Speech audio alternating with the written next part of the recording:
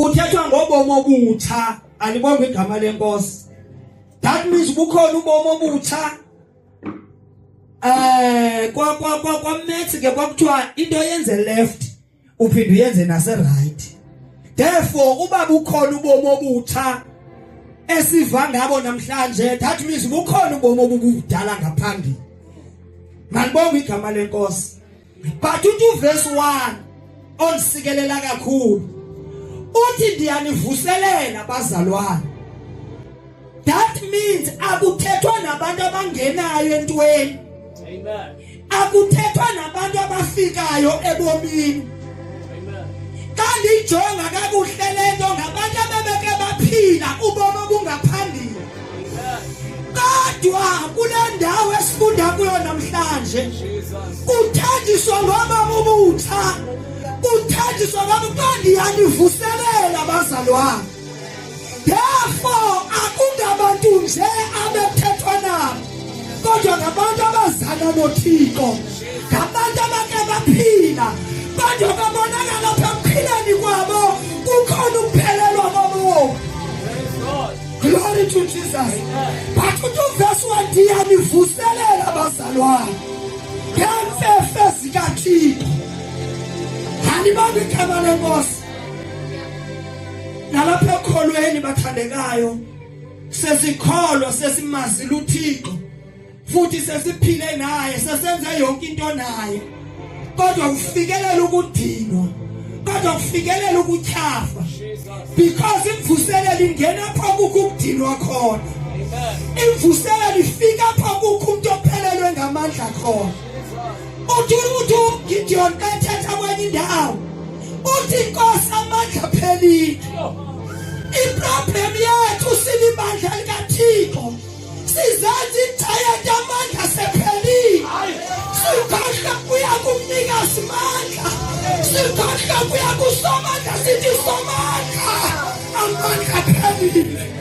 But iPetro kaphendula le ndoda kuthi hamba Gideon kalamandla nawo.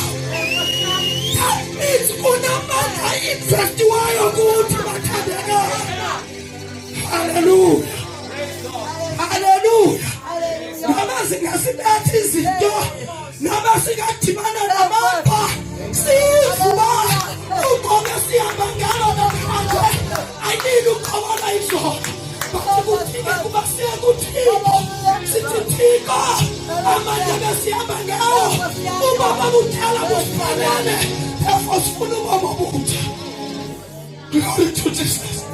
Sifuna abantu abazaya kuThixo bazimisithi iBhayibhile andifunda kukhuthala nani ukusimisa phambi koThixo. Glory to Jesus. Sifuna abantu abazawuthi Thixo ndimlo ndiyasimisa kuwe, ndiyavuma, ndiyavuma, ndiyavuma, iBhayibhile kumane zivuma izono zethu. Ukholekile uThixo ubanikolele. Praise God. Glory to Jesus. Cala ufundele ama-anti verse 1. Verse 1. Yes, Lord.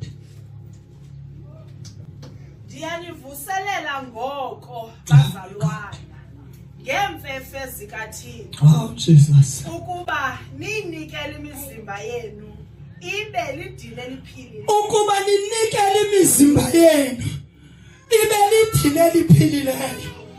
Ithi kwenye verse be a living sacrifice. Hallelujah. Utata uBosman asathatha apha ngendima yokunikela. Kodwa ndithi ndawujonga kulaa 700 ayirholayo akathathanga even u10% lo bemfuna kuphila. But uyabathatha into engapha ko10%. Ingxaki ufundela uba lidile liphilileyo phambi koThixo. Praise God. Glory to Jesus. Vumelana uba ngamadini bathandekayo. Ngoba into ebangela uba wenza umsebenzi kaThixo, into ebangela uba unikele wenziwa kukuba uzinikele wena kuqala. Praise God. Glory to Jesus. Walidine liphilileyo nelikholekileyo phambi koThixo. Jesus. Into abazalwane esenzela ubunzima sesikholwa into esenza siphelelwe iappetite yokuthanda, into esenza singafuni ukunikela sesikhona, into esenza singafuni ukwenza izwi likaThixo, ingaka sivumanga ukuzinikela sibe lidini. Glory to Jesus. Awusinike abantu widini Mose. Ithi iBhayibhile pha ngexesha lakudala, ngexesha lekumkani, kwakuye kuqhelwe lonto iqhelwayo ezawukwenza idini. Andibonge igama lenkosi. Kwakuye kudingeka isiqhumiso sekuthi kulanda ukwenziwa kuyidini kubekho iphunga elinyukayo alipheka kuThixo, indawo ebekuthandazwa kuyo ucela izicelo kuziswe ingxaki zonke kwenziwe idini kuloo ndawo. Glory to Jesus. Kakwenziwa idini, that is covenant, isivumelwano mosilento kufuneka igazi. Andibonge igama lenkosi. Nangexesha uYesu anikelwayo uba belidini eliphilileyo, nangexesha uAbraham athatha unyana wakhe kuphela kwakhe, kwakufuneka ukuba kubekho igazi ukuze icovenant kaThixo isilishwe endigqibelele ibe yilento uThixo afuna uba mayibe yiyo. Glory to Jesus. Nathi okwethu kuvumela imiphefumulo yethu, sivumela impilo zethu ibe ngamadini aphilileyo phambi kobuso bukaThixo. Malibonge igama lenkosi. Sishiyeka xa ushiyeka ke masuncama ubomi bakho, futhi uthi lento kaThixo ndingayifela. Ubuthethe ubuxoki ngezwi likaThixo, unosuthatha inkulu ifikabe emswini yaphumela emqolo, but inyani. Sifuna abantu abazawuthi as long as ndifela inyani, unikele umzimba wakho, unikele inyani yelizwi likaThixo. Malibonge igama lenkosi. Sinengxaki noma singamagwala noba kwenzeka ntoni. Yazi xa ubona abantu bezwe bethetha ngezwi likaThixo, malibonge igama lenkosi. Emsebenzini kuthethwa ngabefundisi, ento zingakhotheka, ento zingakholwayo ke ezingengababefundisi. Kuthi abefundisi benza le, abefundisi benza le.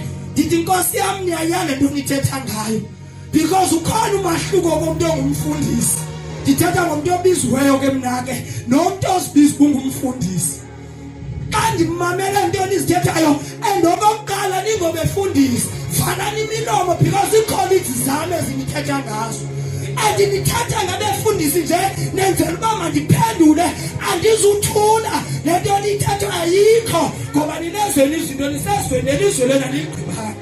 Ingxaki yethu thina abantu bakholwayo kuthi kwakuthethwa ngale nkolo yethu sifuna ufana nabo, sifuna uthetha le nto abayithethayo, sifuna ukubangqinela kube ngathi into abayithetha ikhona ingekho.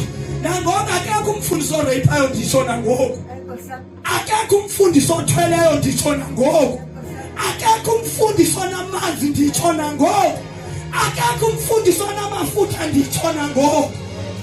Glory to Jesus. Ndimamela uTikTok izolo kwento kuthethwa ngazo kwezi podcast. Uthiwa kulo mfundisi uthi ungumprofeti, uthi ungumprofeti, futhi usibiza ngoba ungumprofeti. Kuthiwa umprofeti abantu bayakutshona, bathi uneringi ezi-2, uneringi yomtshato kwelicala, kwelicala uneringi yokuthwala. Uthi andithwelanga mna, kodwa kwanyanzeleka uba xa ndizogqotywa ndithanjiswe, kwanyanzeleka ukuba mandihambe ndiyothenga iringi ngokomyalelo womntu owayezondi-ordeyina. Kodwa le ringi ndawuzithengela ngokwam. Malibonge igama lenkosi. Yabuza Nkosi yam, ukuba ngabe uqobo lukaThixo ufuneka kubekho izinto eziphathekayo uze kube kanti uqobo lukaThixo lugqibelele, kwenzeka kanjani? Bakhona abantu abathanjisiwe nguThixo futhi siyavuma siyabazi, kodwa ingxaki abanazo ii-rings. Kutheni Nkosi kunje? Andibonge igama lenkosi. Ndathi Nkosi yam funeka siwubone umahluko kwezi zinto zimbini. Andibonge igama lenkosi. Sikwazi ukohlula ibhokhwe ezigusheni, sikwazi ukohlula igusha ezibhokhweni. Andibonge igama lenkosi. Funeka sibe ngamadini akholelekileyo phambi koThixo. Funda sisi, qhubekeke naye. Imizimba yenu ibe lidini eliphilileyo, elingcwele, elikholekileyo kuThixo. Oh Jesus. Inkonzo yenu ke leyo yasengqondweni. Inkonzo yasengqondweni. Ngamanye amagama abazalwane akufunekanga noba sibe kanti siyafuna uyenza lento. Kube kanti inhliziyo zethu ziyafuna uyenza lento. Sinyanzelekile ubihlale engqondweni. Malibonga igama lenkosi. Into kaThixo uyenza ungafuni. Uyenza sawufuna. Kungekho nto ekucalela kodwa ngenqaba unikeza umthetho kodwa uzophila ohlobo. Therefore uyasawuqiniza kuThixo amandla selephela bathi uhubuluze uthi ngizoyenza Nkosi intando yakho ngoba ndiyalo lolo hlobo uba mandenze lento. Ufunda sesinto kuhlala phansi. Verse 2. Kanjalo ningamilisi okweliphakade. Oh my God. Manibe kumila kumbi. Manibe kumila kumbi. Ngokuhlaziyeka ingqondo yenu. Manibonga igama lenkosi. uYesu ke wathi kwinkonzo yenzile ethandaza uYesu asentabeni but wenza isimanga wathi Nkosi ngicela undenze kumila kumbi. Haleluya. Siyadinga abazalwane ukwenziwa kumila kumbi. Malibonga igama lenkosi. Uthi basenze asihlazile asivuselele emandleni asivuselele engqondweni futhi adavuselele nokholo lwethu. Malibonga igama lenkosi. Uthi uThapitha Busani xa emotivator naye kwento ndizibukelayo uthi akukho mnandi ukuthandaza. Glory to Jesus. Kunabantu motivate abantu abaphelele ngamandla okuthandaza but uthi akho mnandi ukuthandaza. Kodwa athi into enonitsebisa yona umuntu athi behlele endlini yakhe awubhala amaxesha othandaza. Ube ndiyathandaza ngo-12 ayazi uba ndiyathandaza ngo-12 uthi trust me lonto uzoyenza insuku entathu ubulaleka but emveni kwesuku lesithathu ibe seyiqhubeka seyingene kuwe emithanjeni. Masivumele ungeno abathandekayo. Masivumele uThixo angene kuthi. Masivumele icebo likaThixo liphile kungabi sithi abaphilayo bathi benguThixo ngokwakhe. Sivumele ukulawulwa noba sekukhona inkani ngoba imizimba yethu inenkani ayifuni ukwenza into zikamoya but sivumele uThixo sithi Nkosi yenza ngentando yakho. Athi umhlabelelo sihleli thina ngokungazi into zangomswazi zazi kodwa Nkosi yenza ngentando yakho. Cala siphakame sonke sizothandaza. Yo.